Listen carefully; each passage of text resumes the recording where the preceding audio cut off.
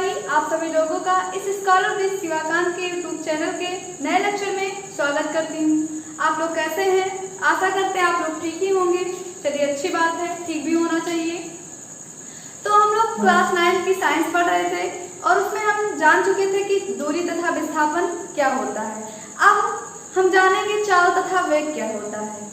अगर आपने दूरी तथा विस्थापन को अच्छे से पढ़ लिया होगा तो चाल तथा वेग को समझने में कोई प्रॉब्लम नहीं होगी। तो मान लीजिए आप कोई दूरी तय कर रहे हैं, तो दूरी तय कर रहे होंगे तो उसमें कुछ समय तो लगेगा, तो वही आपकी चाल होगी। वही आपकी क्या होगी? चाल होगी। जो दूरी यानी कि जो चाल है वो दूरी और समय से संबंधित है। यानी दूरी और समय को अगर जोड़ दिया जाए, जोड़ने का मतलब ये नहीं कि दूरी प्लस समय, मतलब कि दूरी और जो समय है वो संबंधित है किससे? चाल से। उसी प्रकार मान लीजिए आप विस्थापन, आपने कुछ विस्थापन तय किया, तो विस्थापन तय करने में आपने समय तो लगाया होगा, तो विस्थापन और जो समय है वो संबंधित है किससे? वेग से। विस्थापन और समय वो हमारा वेग से संबंधित हुआ और दूरी और समय क्या हुआ? चाल से संबंधित हुआ। तो चाल क्या होता है ये जानते हैं। तो चाल यानी कि किसी वस्तु द्वारा एकांत समय अंतराल में तय की गई जो दूरी होती है वही चाल कहलाती है। किसी वस्तु द्वारा एकांत समय अंतराल में तय की गई जो दूरी होती है वही चाल कहलाती है। एकांत का मतलब यहाँ क्या है? एकांत का मतलब हुआ एक सेकंड कह दें। सेकंड के स्थान पर कुछ भी हो सकता है, घंटा, मिनट। तो किसी वस्तु द्वारा एकांत समय अंतराल में तय की गई जो दूरी होती है वही चाल कहलाती है। अब मान लीजिए आप 25 मीटर दूरी तय कर रहे हैं। मान लीजिए 5 सेकंड में आपने 25 मीटर दूरी तय की, तो अगर आपसे पूछा जाए 1 सेकंड में, तो 1 सेकंड में क्या हो जाएगा? 25 मीटर बटे 5 सेकंड हो जाएगा आपका। तो देखिए 5 या अगर क्रॉस करेंगे तो 5 मीटर प्रति सेकंड आया। अब देखिए मीटर प्रति सेकंड, तो मीटर प्रति सेकंड यानी 5 मीटर प्रति सेकंड कहने का तात्पर्य ये हुआ कि आपने 1 सेकंड में 5 मीटर दूरी तय की है। तो यही 5 मीटर प्रति जो सेकंड आया यही आपका क्या है? चाल है। तो आशा करते हैं कि समझ गए होंगे। अब आइए इसकी डिफिनीशन बोर्ड पर देख लेते हैं। तो देखते हैं चाल यानी कि स्पीड, किसी वस्तु द्वारा एकांत समय में तय की गई जो दूरी होती है वही चाल कहलाती है। इसे v से प्रदर्शित करते हैं और नोट में हमारा है कि ये एक अदिश राशि है। चाल बराबर दूरी बटे समय, ये धनात्मक अथवा शून्य होता है। यह एक अदिश राशि कैसे? अदिश राशि तो आप जानते हैं, इसके पहले लेक्चर में बताया जा चुका है, यानी कि जिसमें केवल परिमाण होता है, दिशा नहीं होती। कैसे अदिश? क्योंकि देखिए दूरी आपकी क्या थी? अदिश राशि थी, तो इसी प्रकार आपका चाल क्या हुआ? अदिश राशि हुआ। ये धनात्मक अथवा शून्य होता है। आपकी दूरी हमेशा धनात्मक होती थी, इसलिए आपका चाल क्या हुआ? धनात्मक। तो दूरी बटे समय, अगर यहीं से आपका परिभाषा निकला है कि अगर समय का मान 1 रख दिया जाए तो उसको बोलेंगे एकांत। उसको क्या बोलेंगे? एकांत। यानी कि चाल बराबर दूरी बटे समय, यानी कि एकांत समय में तय की गई जो दूरी होगी वही वस्तु की चाल कहलाएगी। अब आइए जानते हैं वेग क्या होता है। आइए देखते हैं वेग की डिफिनीशन बोर्ड पर। यानी कि किसी वस्तु द्वारा एकांत समय में तय किया गया जो विस्थापन होता है वही वेग कहलाता है। इसे v से प्रदर्शित करते हैं, लेकिन ये एक सदिश राशि हो चुकी, इसलिए इसके ऊपर वेक्टर का प्रयोग करते हैं। तो अगर आपको चाल लिखना है तो v लिख देंगे, अगर आपको वेग लिखना है तो v लिखेंगे और उसके ऊपर वेक्टर लिख देंगे, आपकी वेग हो जाएगी। अब यह एक सदिश राशि है। सदिश राशि यानी कि इसमें दिशा तथा परिमाण दोनों होता है और वेग बराबर होता है विस्थापन बटा समय अंतराल। तो ये धनात्मक, ऋणात्मक अथवा शून्य भी हो सकता है। सदिश राशि है तो यानी कि दिशा और परिमाण दोनों होगा। तो इसकी दिशा क्या होगी? तो आप पढ़ चुके थे कि विस्थापन यानी कि विस्थापन की दिशा क्या होगी? तो विस्थापन की दिशा ये होगी कि विस्थापन यानी कि सदिश राशि है, तो जो सदिश राशि होगा उसी का दिशा होगा। तो विस्थापन आपने तय की, तो विस्थापन की जो दिशा होगी वो वस्तु की प्रारंभिक स्थिति से अंतिम स्थिति की ओर होगी। याद रखिएगा, विस्थापन की जो दिशा होती है वो प्रारंभिक स्थिति से अंतिम स्थिति तक होती है। ठीक। अगर मान लीजिए कह दिया जाए कि मान लीजिए यहाँ से आप 5 मीटर दूरी गए और यहाँ से आपकी दिशा परिवर्तित हो गई, यहाँ आप 5 मीटर दूरी। अगर आपसे पूछा जाए आपके द्वारा चली गई दूरी, तो आपकी जो द्वारा चली गई जो दूरी होगी वो तो मीटर होगी, मीटर लिए हैं तो मीटर ही होगा, अगर किलोमीटर लेते तो किलोमीटर होता। और आपके द्वारा जो विस्थापन तय किया गया होगा वो यही तो होगा, क्योंकि रास्ते की न्यूनतम लंबाई जो होगी वही आपका विस्थापन होगा। तो यहाँ से करेंगे तो आपका क्या बन जाएगा, आपका अप्लाई हो जाएगा क्या, पाइथागोरस प्रमेय। समकोण त्रिभुज में ही पाइथागोरस प्रमेय अप्लाई होता है। तो यहाँ से आप निकाल लेंगे 5 का स्क्वायर 25 और यहाँ से 5 का स्क्वायर 25, यानी कि √50 हो जाएगा और √50 का वर्गमूल 5√2। अब देखिए 4 और वेग का मात्रक क्या होता है, तो आप लोग देख चुके हैं इसके पहले कि 4 बराबर होता क्या है, दूरी बटे समय, और वेग बराबर क्या होता है, वेग बराबर होता है आपका विस्थापन बटा समय अंतराल बोलते हैं या समय बोलते हैं, विस्थापन बटा समय।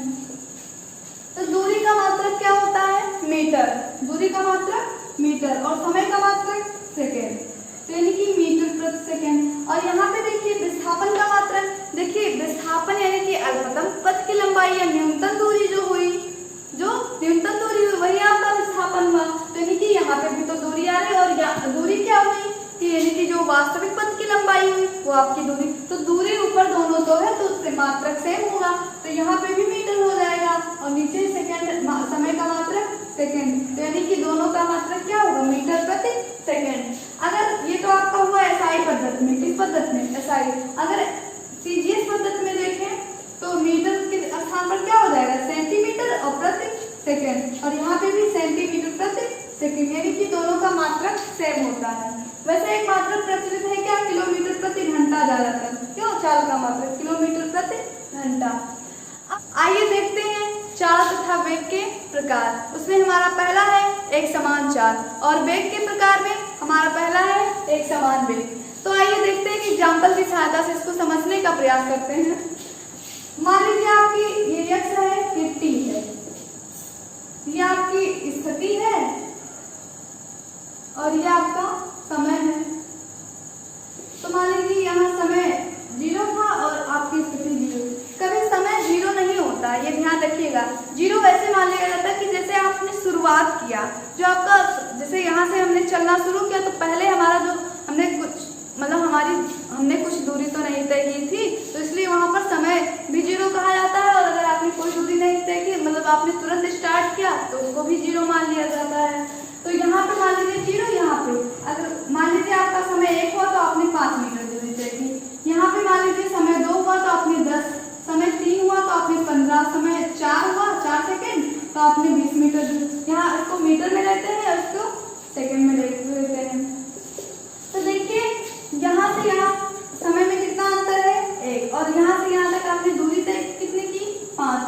यहाँ से एक अगले 1 सेकेंड फिर आया आपका, 1 सेकेंड यहाँ था, 1 सेकेंड यहाँ, फिर यहाँ 1 सेकेंड, फिर यहाँ 1 सेकेंड, और आपने यहाँ से यहाँ देखिए 5 दूरी तय की आपने, यहाँ से यहाँ 5, क्योंकि देखिए 15 में से 10 जाएगा, 5 ही तो बचेगा 20, 15 और 20 में कितने का अंतर, 5। यहाँ पे 2 1 में 0 1 में कितने का अंतर, 1 का अंतर, 2 1 1 2 में कितने का अंतर, 1 सेकेंड का, 2 3 में 1 सेकेंड का, 3 4 में 1। तो यहाँ पे देखिए आप समय भी समान है और दूरियां भी समान है। तो मतलब ये हुआ कि यदि कोई वस्तु समान समय अंतरालों में समान दूरी तय करे तो हम कहेंगे क्या कि वस्तु की जो चाल है वो एक समान चाल है। उसी प्रकार एक समान वेग, अगर आप एक समान चाल को समझ गए होंगे तो उसी प्रकार एक समान वेग भी है। तो कहेंगे कि यदि कोई वस्तु समान समय अंतरालों में समान विस्थापन तय करे तो आपका एक समान वेग हो जाएगा। तो देखते हैं एक समान चाल और एक समान वेग क्या होता है। तो एक समान चाल यूनिफॉर्म स्पीड, यानी कि यदि कोई वस्तु समान समय अंतरालों में समान दूरी तय करे तो उसे एक समान चाल कहते हैं। एक समान वेग, यदि कोई वस्तु समान समय अंतरालों में समान विस्थापन तय करे तो उसे एक समान वेग कहते हैं। यानी कि हमने एग्जाम्पल समझाया आपको, जैसे आप एक समान चाल, यानी कि अगर आप समान समय अंतरालों में समान दूरी तय करेंगे तो जो वस्तु की जो चाल होगी वही क्या होगी, एक समान चाल होगी।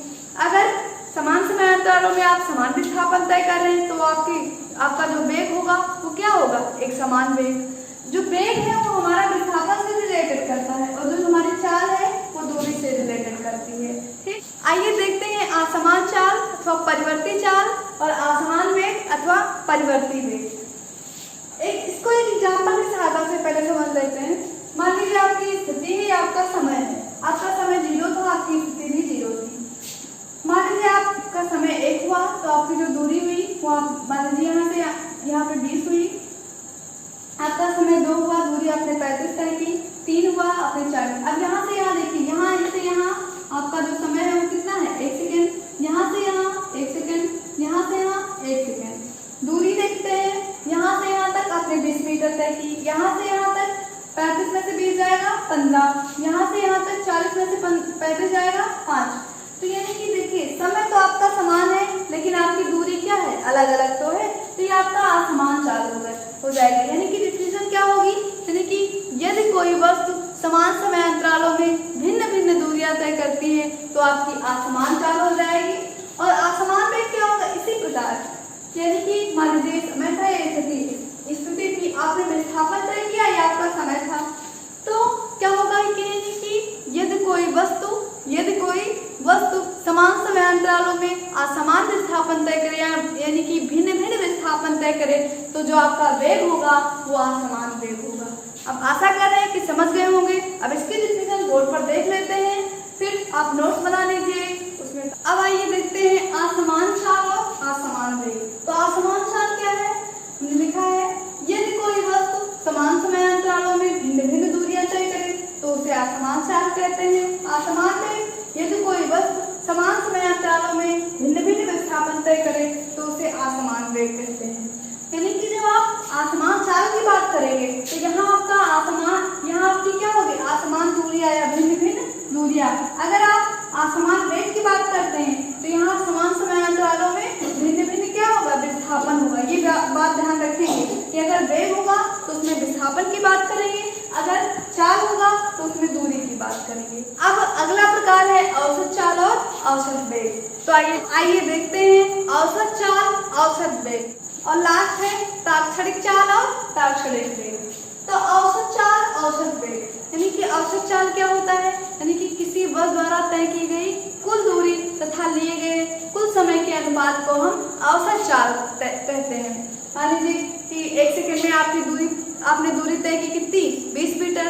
दूसरे सेकंड में आपने दूरी तय की कितनी, 30। आपके द्वारा जो तय की गई दूरी होगी, कुल दूरी होगी, आपके द्वारा तय की गई कुल दूरी और लिए गए कुल समय के अनुपात को औसत चाल कहते हैं। यानी कि कुल रहेगा दोनों में, कुल दूरी बटे कुल समय, यानी कि औसत चाल बराबर हो जाएगा, फार्मूला होता है औसत चाल बराबर कुल दूरी और बटे कुल समय। उसी प्रकार आपका कुल दूरी बटे कुल समय।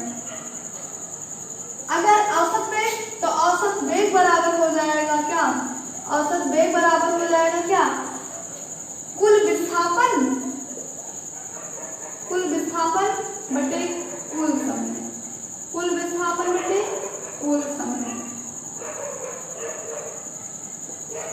क्योंकि हमने बताया है कि अगर वेग की बात करेंगे तो उसमें विस्थापन रहेगा और चाल की बात करेंगे तो उसमें दूरी रहेगी।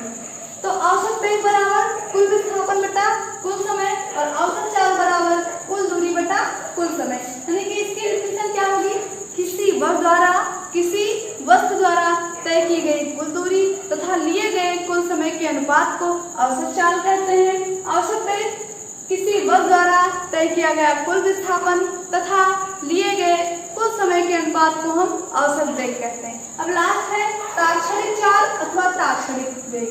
तो तात्क्षणिक चाल क्या होता है, यानी किसी क्षण विशेष पर जो वस्तु की चाल होती है वही तात्क्षणिक चाल कहलाती है। और तात्क्षणिक वेग, किसी क्षण विशेष पर जो वस्तु का वेग होता है वही तात्क्षणिक वेग होता है। मान लीजिए आप गोंडा से लखनऊ जा रहे हैं, अगर आपके पापा ने आपको फोन किया और पूछा, 10 बज रहे थे उस समय, आपके पापा ने पूछा आपसे कि आपकी चाल कितनी है, तो आप कहेंगे 60 किलोमीटर प्रति घंटा। तो इसका मतलब ये हुआ कि 1 घंटे में आप 60 किलोमीटर दूरी तय कर रहे हैं। तो आप 10 बजे तो बताए थे, अगर आपके पापा ने फिर फोन किया आपसे 11 बजे मान लीजिए और फिर आपसे आपकी चाल पूछा तो आप कहेंगे, मान लीजिए आपकी चाल थी 120 किलोमीटर प्रति घंटा, तो